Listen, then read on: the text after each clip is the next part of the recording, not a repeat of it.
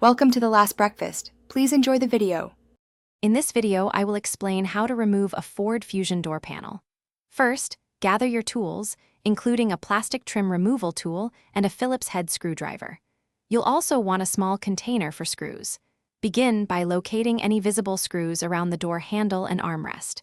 These are usually covered by small plastic caps that can be gently pried off. Once exposed, remove them carefully. Next, focus on the screws hidden within the armrest and behind the door handle bezel. After these are out, use your plastic trim removal tool to carefully pry around the edges of the door panel. You'll hear the plastic clips releasing. Work your way around the entire perimeter. Once the panel is loose, gently disconnect any electrical connectors attached to switches or lights.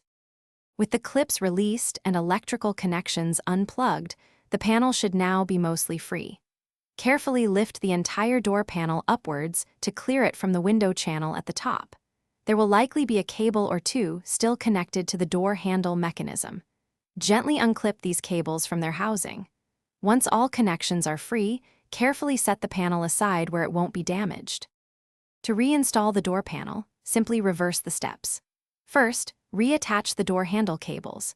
Then, reconnect all electrical connectors, ensuring they click securely into place. Align the top edge of the panel with the window channel, then press firmly around the perimeter to engage all the plastic clips.